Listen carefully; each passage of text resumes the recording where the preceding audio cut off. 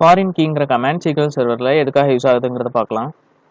SQL சர்வரில் foreign கீயே எப்பவும் primary கீயோடு தான் ஜாயின் பண்ணி யூஸ் பண்ணுவோம். ஸோ இதை யூஸ் பண்ணி உங்களால் ஜாயின் பண்ணிக்க முடியும். அப்புறம் உங்களால் foreign key referential integrity enforce பண்ணிக்க முடியும். ஸோ இங்கே பார்த்துக்கிட்டிங்கன்னா என்கிட்ட departments and employee table creation script இருக்குது. ஸோ இந்த டிபார்ட்மெண்ட் டேபிளில் எனக்கு department ID and department name கொடுத்துருக்குறேன். டிபார்ட்மெண்ட் ஐடியை பிரைமரி கீயாக வச்சுருக்கிறேன். ஸோ இந்த டேபிளை க்ரியேட் பண்ணிக்கலாம். ஸோ ஆல்ரெடி அவைலபிளாக இருக்குது. ஸோ டிபார்ட்மெண்ட்னு இந்த டேபிளை க்ரியேட் பண்ணிக்கிறேன். அப்புறம்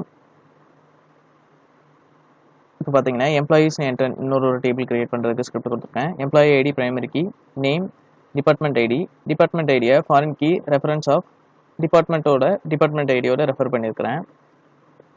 இப்போ எம்ப்ளாயி டேபிளை க்ரியேட் பண்ணிக்கலாம். ஸோ இப்போ என்னோட டிபார்ட்மெண்ட் டேபிளில் ஒரு 4 வேல்யூ இன்சர்ட் பண்ணிக்கிறேன். அதேமாதிரி என்னோட எம்ப்ளாயீஸ் டேபிளில் ஒரு 6 வேல்யூஸ் இன்சர்ட் பண்ணிக்கிறேன். ஸோ இப்போ நம்ம 2 டேபிளையுமே செலக்ட் பண்ணிக்கலாம். ஸோ இப்போ பார்த்தீங்கன்னா என்னோட எம்ப்ளாயி டேபிளில் 6 வேல்யூஸும் டிபார்ட்மெண்ட் டேபிளில் 4 வேல்யூஸும் இருக்குது. ஸோ இப்போது என்னோட டிபார்ட்மெண்ட் டேபிள்லேருந்து டிபார்ட்மெண்ட் ஐடி 1 நான் டெலீட் பண்ண போகிறேன்.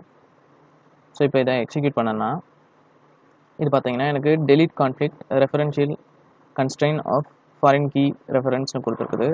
ஸோ நான் இந்த டிபார்ட்மெண்ட் டேபிளில் இருக்கிற டிபார்ட்மெண்ட் ஐடியை எம்ப்ளாயீஸோட டிபார்ட்மெண்ட் ஐடியோட ஃபாரின் கீ ரெஃபரன்ஸ் பண்ணியிருக்கிறதுனால இந்த டிபார்ட்மெண்ட் டேபிளில் உள்ள ஐடியை என்னால் டெலீட் பண்ண முடியாது. ஸோ இதை யூஸ் பண்ணி உங்களால் ரெஃபரன்ஷியல் இன்டெகிரிட்டியும் என்ஃபோர்ஸ் பண்ணிக்க முடியும்.